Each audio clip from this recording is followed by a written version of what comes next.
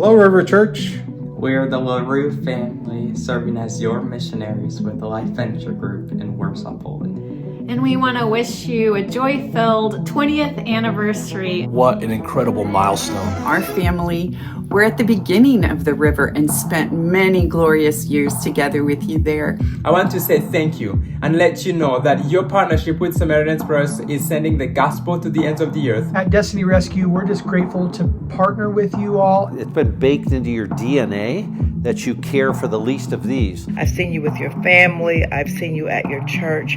I've seen you in the community. I've seen you at prayer. God is using you. Thank you for what you're doing. And I pray for 20 more. How about 50 more? Just wanted to say how much I've enjoyed the times that I've had with you personally. I'm just grateful to have been a small part of the story of the river these last couple of years. I'm a better pastor today because of my time at the river. I am so proud to have been a part of it. Keep pursuing the Lord, keep pursuing Jesus, keep pursuing love. We started Verve Church here in Las Vegas back in 2010. You guys were a part of it. You brought mission teams.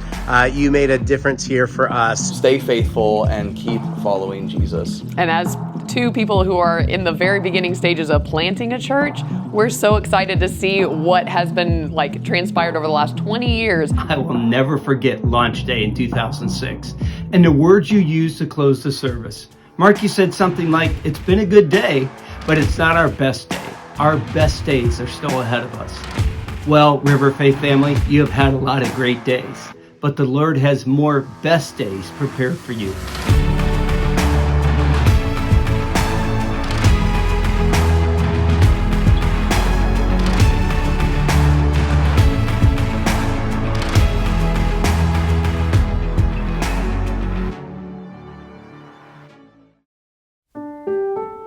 I remember calling Carmen and I said, honey, I think the Lord's calling us to plant a church. And she said, I know, we're willing to go plant a church. I said, yeah, but I think it's going to be just right here in Fort Wayne. And that started the process. On October 1st, I let some people know that this is what the Lord has in store for us. And then from October 1st until March 5th, it was just a whirlwind. I mean, just all the things that had to take place. We had a couple of friends that were willing to help us, and we began talking to people, and this core team began to grow and began to build. And I remember one of the gatherings that we had in early fall, and we were meeting in somebody's home, and I looked around this group, and I realized that my staff, our team, was in this room.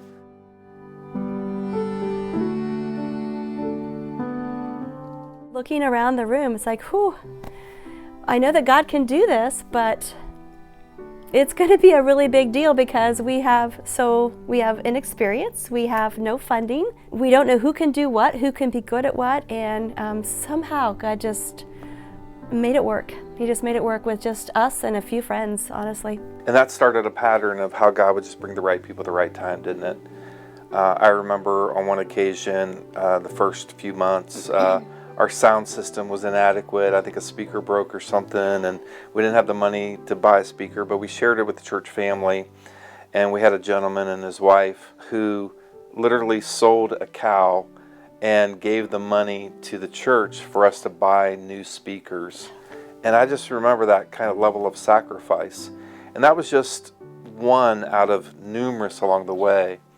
Opening up a letter in a car where Scott and I were driving, and a man that I knew very little, but he believed in us, believed in the church, and sent us a $200,000 check. Yeah. We were, in these portable facilities and unable to be able to purchase a building, and that began the journey in a real way. It was like, here's some real seed money toward that.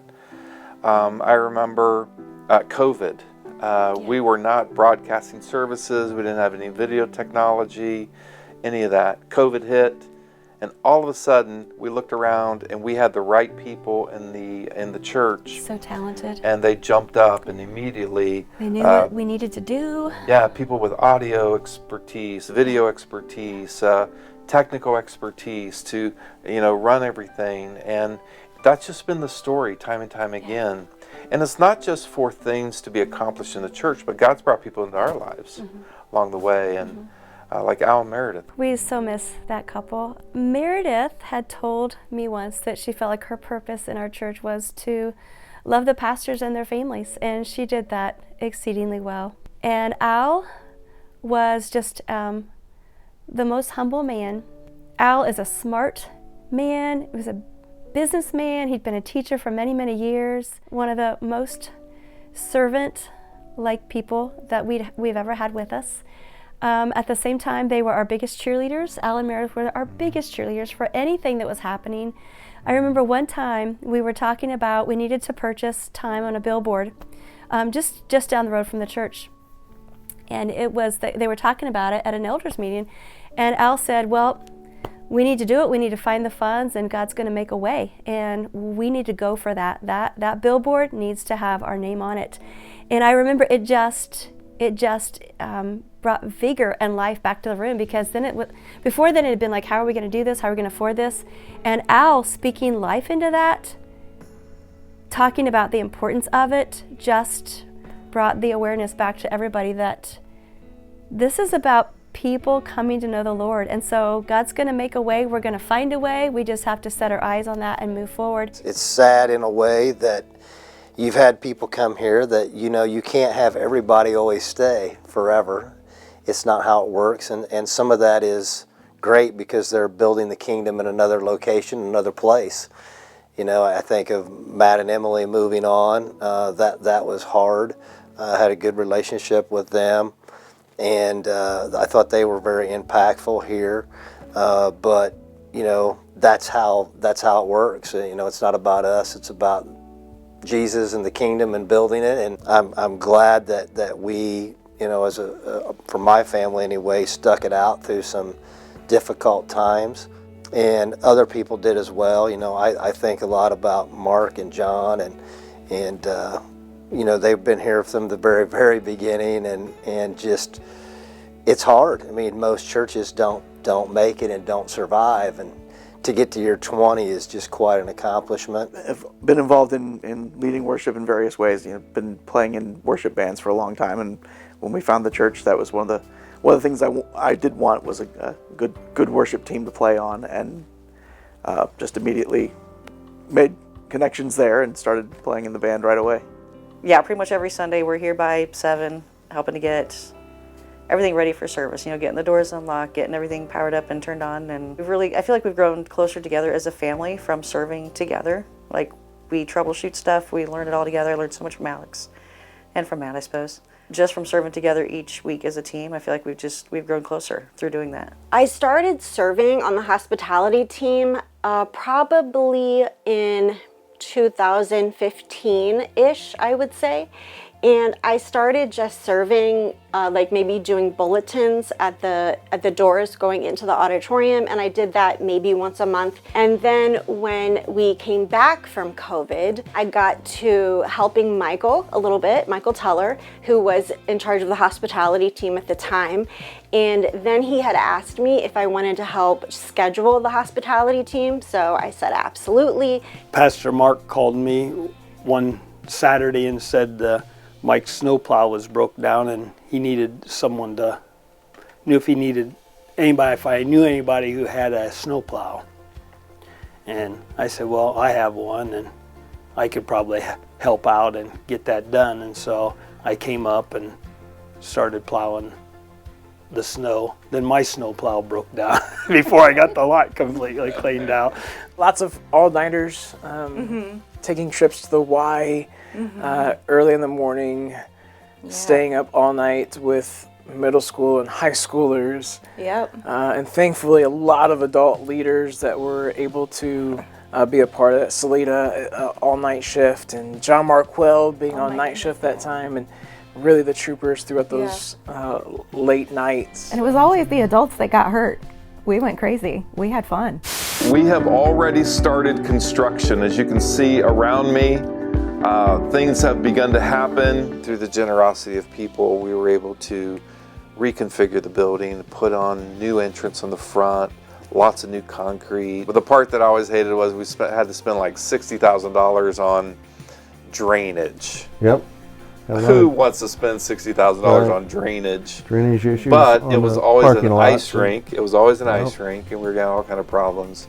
But the Lord provided all that, and it just has really helped the flow and feeling like this building is right now. You know, the way that it's finally been configured. But that was a fun process. Yeah. Fun, kind of. Kind of not, but we got through it. Yeah, we got through all of it. It's been about a year, maybe a little bit more than a year, that I became an elder here at the church. And what leads to something like that really is the sense that you have something to bring to the table, something to make things useful or better or whatever it is that you might have a skill set for. But truly it's because the people you're surrounded by begin to want you to serve in a way that helps elevate the entire church. And that's what I love about the River, is that I can be an elder here and I don't feel like I have to be something other than myself, and to genuinely serve the Great Commission. Our current elder team is an incredible group of people as couples. They support us and they encourage us, and we're so glad that we have others that can help carry the load for us. And in the leadership role here at the church. I say this with honesty in my heart. They're some of the greatest people. The people in our eldership team and their wives are some of the greatest people that we have ever known. That has always been the case here at the River. God has sent amazing people to be in those leadership positions, so we appreciate them very deeply.